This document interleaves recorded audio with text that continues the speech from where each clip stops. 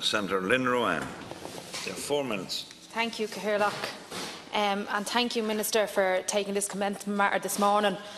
I am today raising the issue of the second SAVI report, which your government has committed to, and which will investigate and survey the levels of sexual violence and abuse experienced by men and women in Ireland. It has been 16 years since the first SAVI report was published in 2002, and in light of just how much our understanding of sexual violence has changed so much since then, it's high time we updated the state data and looked at the issue and the realities on the ground once more.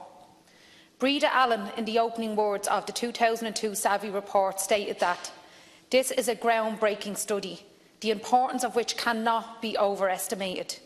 These words have only grown truer in the past decade and a half, especially in light of recent developments in the Me Too movement and the breaking of a powerful and shaming silence, allowing women to come forward and speak about the abuse of power and sexual harassment that they have experienced.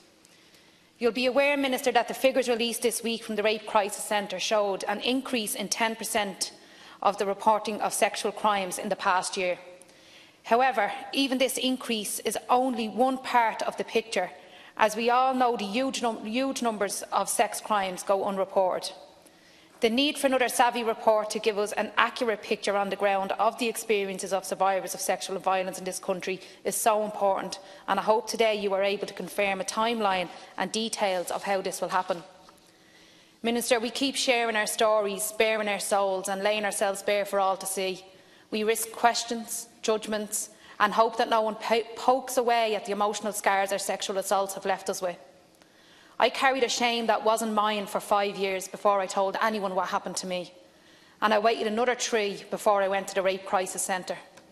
I'm not alone. Don't let the laying bare publicly of all that we have endured be for nothing.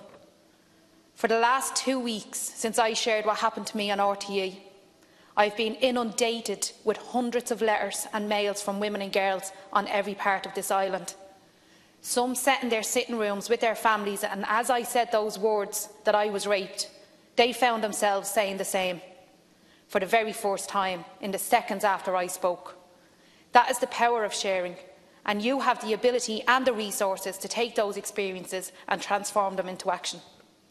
Some people may never be able to speak to another person about their experience of sexual assault, much less a guard. But just because someone cannot report does not mean they should be invisible.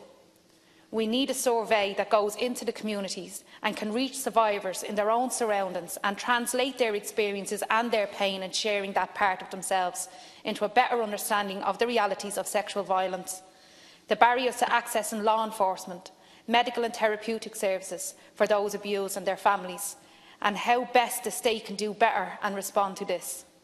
That's what I'm calling for today, Minister, and I hope you are able to share the steps that you and your department will be taking to start the second SAVI process and begin a better understanding and national conversation about sexual violence survivors and their experience. Thank you. Thank you, Senator. Minister.